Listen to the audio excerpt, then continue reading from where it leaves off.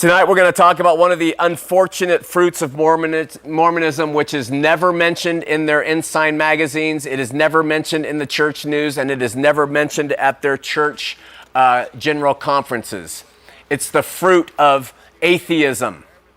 And while atheism can become the end game for any person of any structured religious walk, it is especially prevalent as an after effect among the disaffected Latter-day Saints. The reasons for this are fairly obvious. When any religion uses total indoctrination of its membership, the natural result, once the member learns that the organization has been lying to them, is to completely distrust any and all religious authority, and in many cases, to even renounce the existence of God altogether.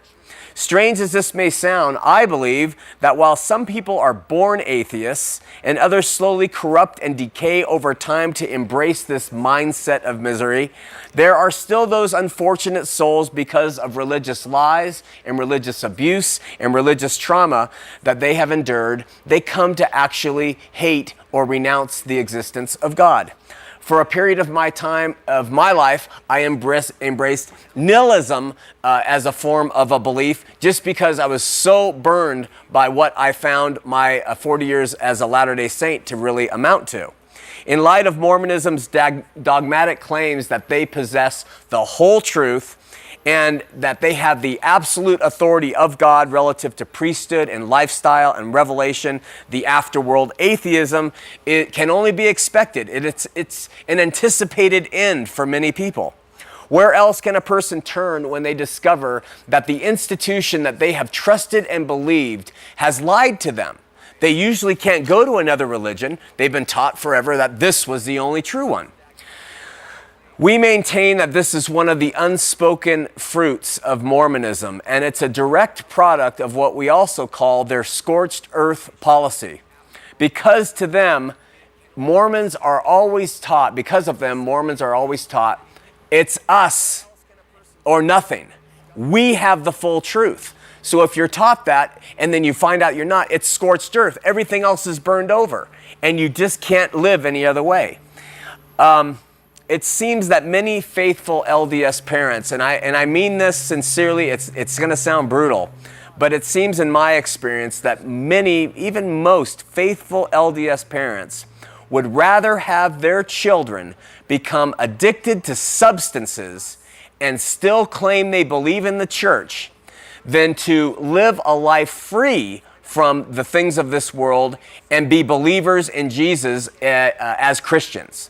They would rather have their kids experience all sorts of personal trials and trouble and die in those sins or state and remain believers in Mormonism than to leave Mormonism and to have clean, loving, healthy lives. And this is not made up. I've seen it. I could probably bring people on here who could testify of it.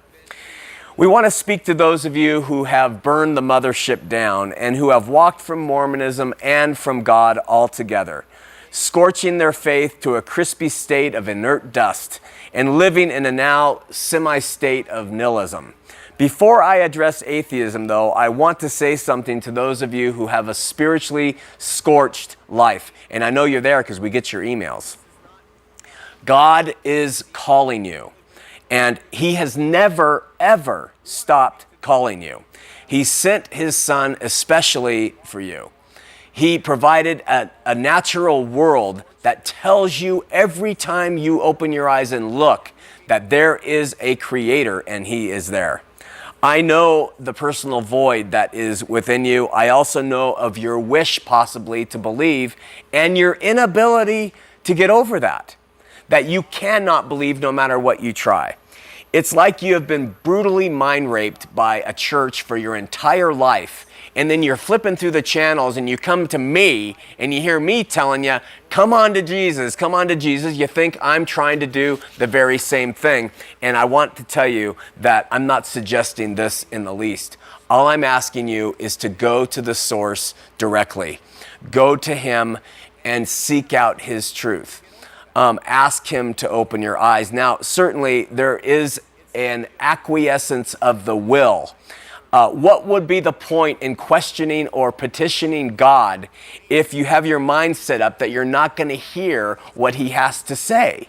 So you do have to be open to hearing what he will say. You do have to be open to saying, I will see if you show me. And not go and say, okay, I'm going to take this challenge, and then just have your mind set up to begin with. God knows that. He reads your heart. So when you can openly and genuinely search, you will discover him if you're honestly seeking. Don't let the scorched earth actions of some religious zealots who do not comprehend the meaning of true grace and unconditional love forever alter your spiritual lives. Go to him, ask him to reveal himself, ask him to give you a new heart. And I don't think you can go wrong with the challenge. So let me speak for a minute with you about your faith in no God. Let me take a drink here for a second. It's a funny way to put it, isn't it? Your faith in no God.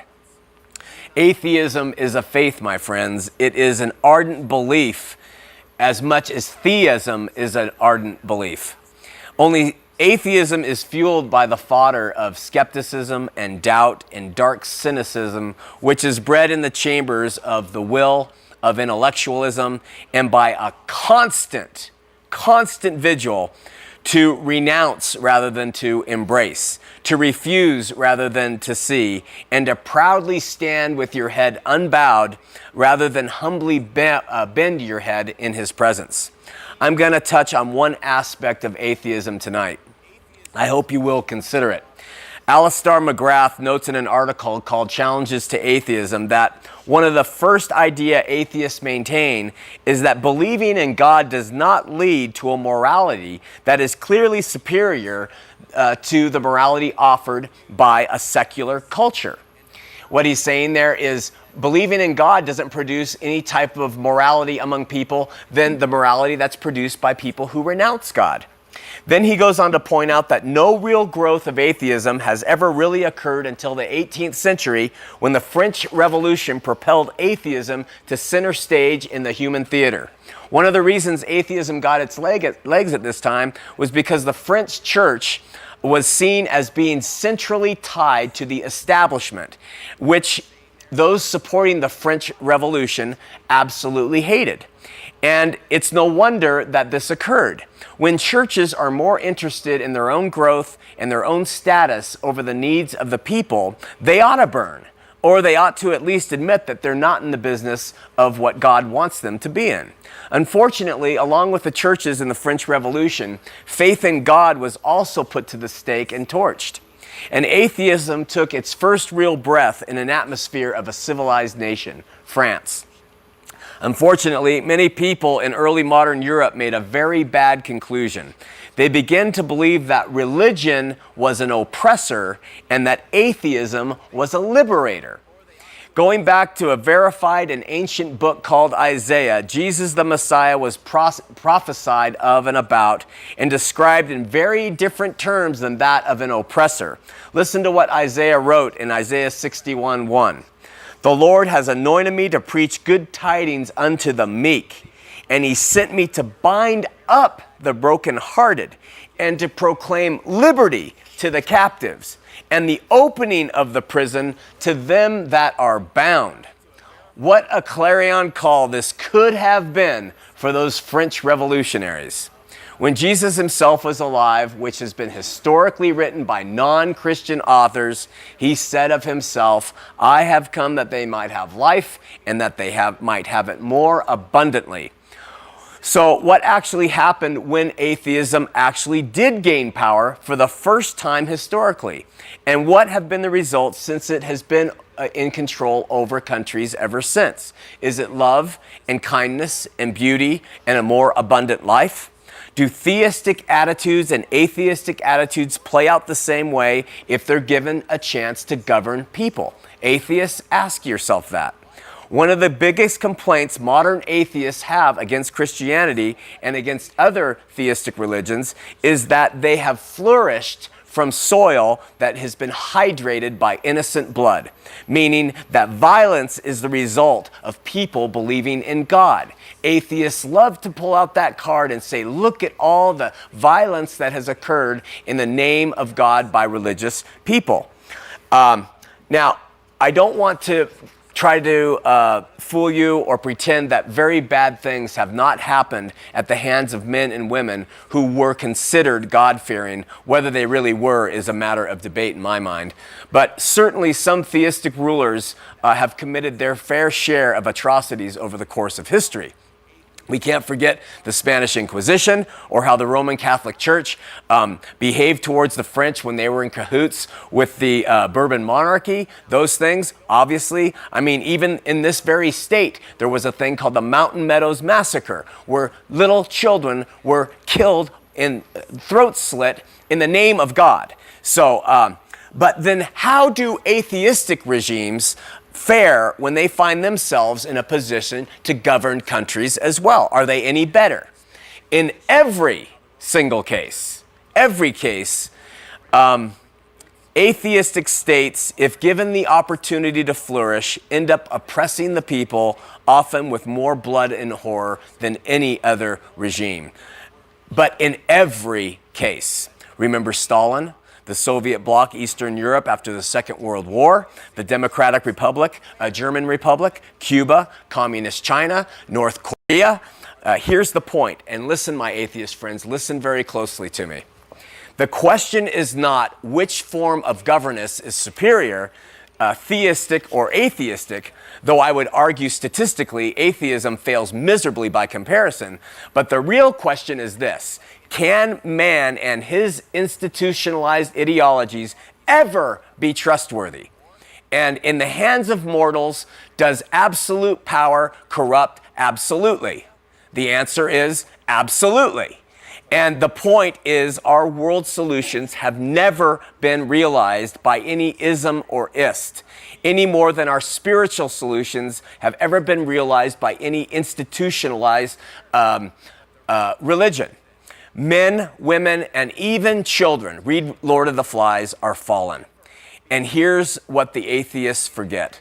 The governments of man, the religions of man, the institutions of man, fallen and are all subject, whatever their position, to becoming corrupt or being corrupt.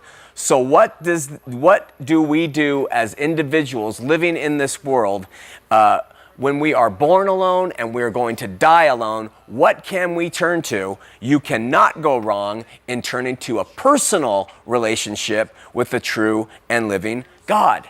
That is the solution, not how men govern or fail to govern, but what He will give you, and He promises He'll give you if you just have faith. And the next result will be you will love like no other. Go to Him, learn of Him, let your eyes be open. Next week, we'll continue to make an argument against atheistic ideology, a natural fruit of the LDS scorched earth policy, by comparing the theist world to the atheist worldview.